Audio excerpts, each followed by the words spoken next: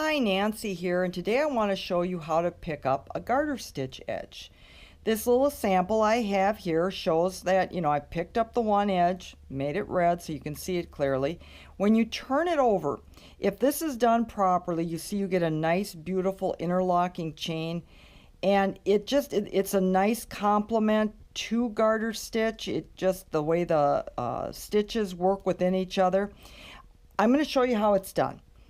It's quite easy. I just think it confuses people because often the directions you'll find will say pick up 1 stitch per ridge. If you're new to knitting, it might throw you for a loop.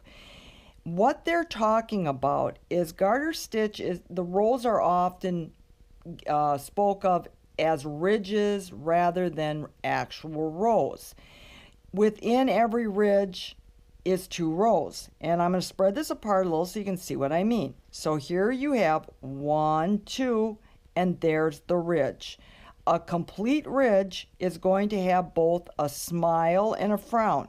Okay, there's your frown, there's your smile. I talk about that for my garter stitch seams as well. It's just a good way to identify what part of the stitch you're looking at. So again, you're looking at a frown, you're looking at a smile, and that means that we clearly have 2 rows and a clear ridge. If you only had one row that looks like just purl bumps, that's not a full ridge. That's 1 row. Okay, so when the pattern says pick up 1 stitch per ridge, the question is, where do I pick up? What do I pick up?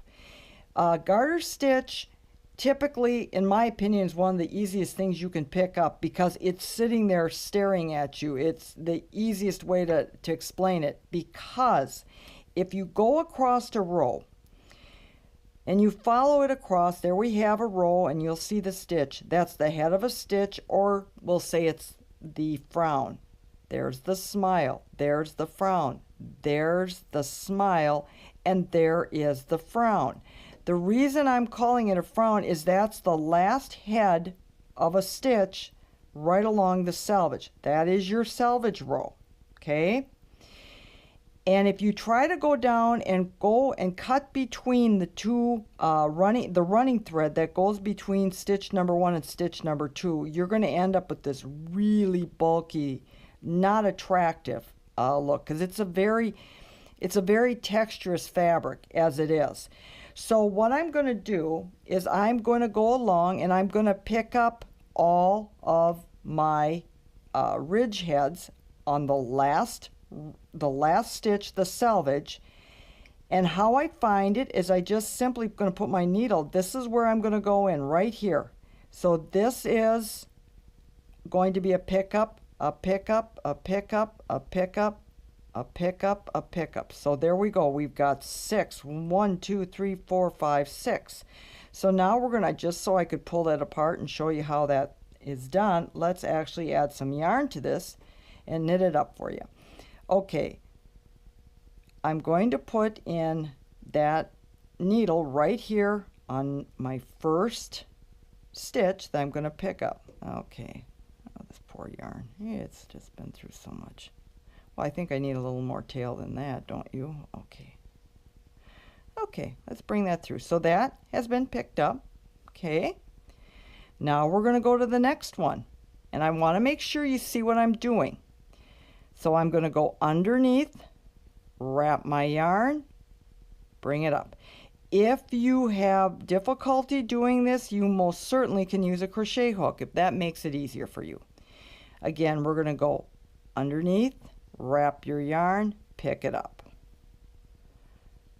And I should try to consider the fact that not everybody's a continental knitter. So let's try it American style, English style.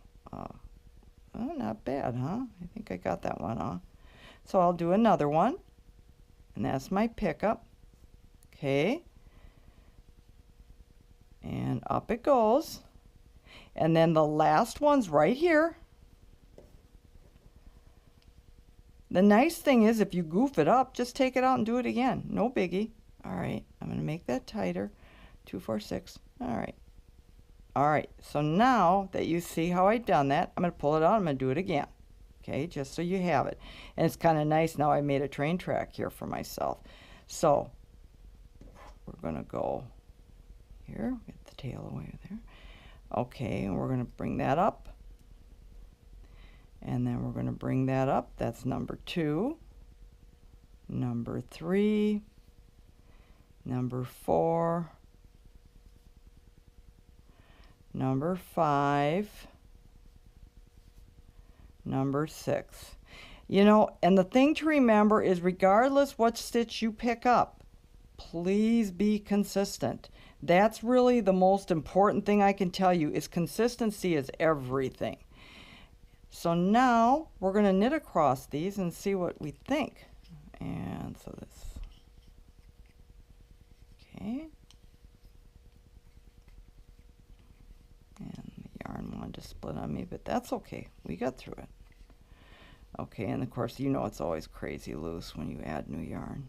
Okay, so let's see, and I'm going to knit one more row just so that you can kind of get a better visual on what this is going to look like. This is not blocked. I haven't measured for gauge or anything like that. It's just to show you how it's done. Okay. Come on here. Okay, last but not least, here we go. Okay, so let's see how this looks. Oh, for heaven's sakes. Okay. Okay, so now, okay, so when you lay it down here, it just blends right off with your other stitches. If this were the same color, you know, it's closer, it just, I think it looks good. On this side, as you can see, we did not interfere or go too deeply into the pattern. I'm sure there's situations where you may be asked to do that, to go in deeper. I can't think of many, because as you can see, this does hold on. It is a very sturdy seam. And on both sides, I think it looks okay. I think it's domino knitting, and it's little hexagons, and you pick up on the corners, and you do a lot of this. You want to get practice on this. Pick up on, I think it's Vivian Hawksborough, and she has a book, many patterns of garter stitch domino knitting, and it's a good way to use up some old yarn. But anyways, that is how you pick up garter stitch. Thank you.